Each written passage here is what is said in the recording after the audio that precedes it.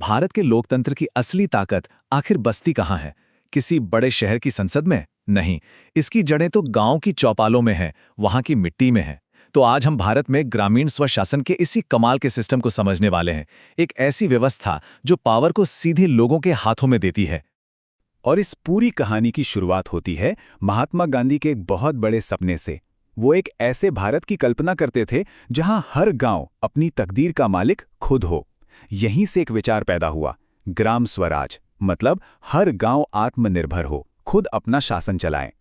और देखिए, ये सिर्फ एक खूबसूरत सपना या कोई किताबी बात नहीं है। ये सिस्टम आज भारत के 60 करोड़ से ज्यादा लोगों की जिंदगी पर सीधा असर डालता है। मतलब देश की आधी से ज्यादा आबादी की रोजमर्रा की जिंदगी इससे जुड़ी है। इसका स्केल इतना बड़ा है कि इसे समझना हम सबके लिए बहुत जरूरी हो जाता है।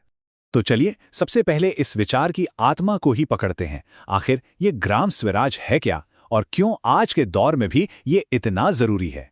ग्राम स्वराज का मतलब बहुत सीधा और सरल है। मेरा गांव, मेरा राज। सोचिए, एक ऐसी व्यवस्था जहां गांव के लोग ही मिल बैठकर ये तय करें कि उनके बच्चों का स्कूल कैसा होगा, उनके गांव का तालाब कैसे साफ होगा, या फिर कौन सी सड़क कब बनेगी। ये लोकतंत्र को सीधा लोगों के दरवाजे तक लाने जैसा है। अब सवाल ये उठता है कि इतना अच्छा आइडिया, इसे जमीन पर कैसे उतारा गया? इसे ताकत कहां से मिली? तो इसका जवाब हमें मिलता है हमारे संविधान से। हमारे संविधान के आर्टिकल 40 ने मानो एक क्रांति का बीज बो दिया। इसमें साफ साफ लिखा गया कि हर राज्य की ये जिम्मेदारी होगी कि वो ग्राम पंचायतों को बनाएं और उन्हें इतनी शक्तियां दें कि वो खुद की सरकार की तरह काम कर सकें। ये सिर्फ एक निर्देश नहीं था, ये एक वादा था, पावर को दिल्ली से निकालकर गांव तक पहुंचाने का वादा। और इसी संवैधानिक वादे से एक बहुत ही मजबूत ढांचे ने जन्म लिया, जिसे आज हम सब पंचायती राज सिस्टम के नाम से जानते हैं। आइए जरा देखते हैं कि ये काम कैसे करता है।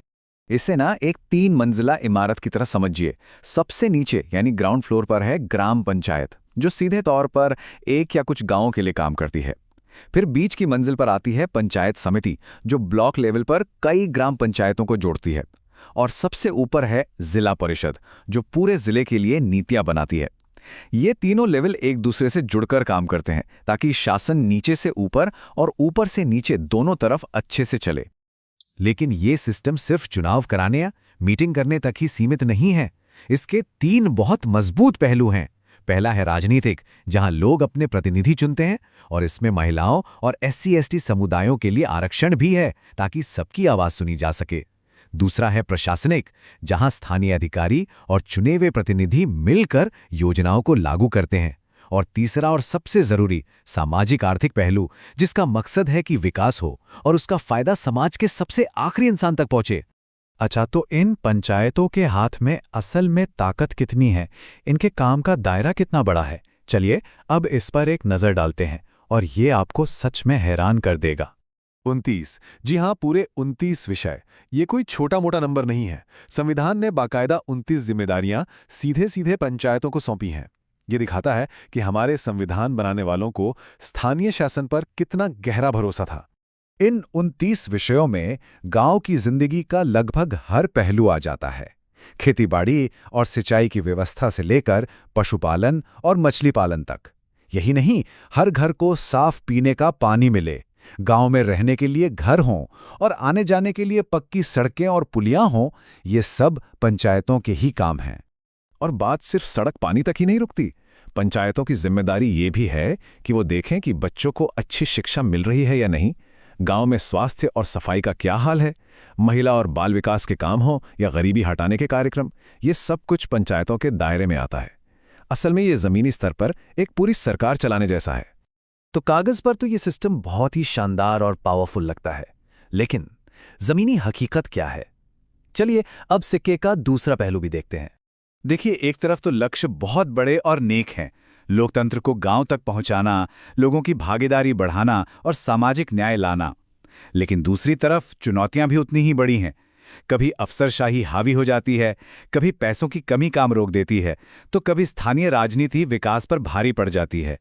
ये असल में उम्मीदों और मुश्किलों के बीच की एक लगातार चलने वाली लड़ाई है। तो यहां हम एक बहुत बड़े सवाल पर आकर रुकते हैं। इन सारी उम्मीदों और चुनौतियों के बीच क्या ये पंचायती राज व्यवस्था सच में ग्रामीण भारत का भविष्य बदल सकती है? इसकी असली भूमिका क्या है? इसका जवाब किसी एक इंसान के पास नहीं है। इसका जवाब हम सबको मिलकर खोजना होगा, क्योंकि एक बात तो साफ है, एक मजबूत गांव ही एक मजबूत भारत की नींव है। इस पर सोचने के लिए बहुत कुछ है ना?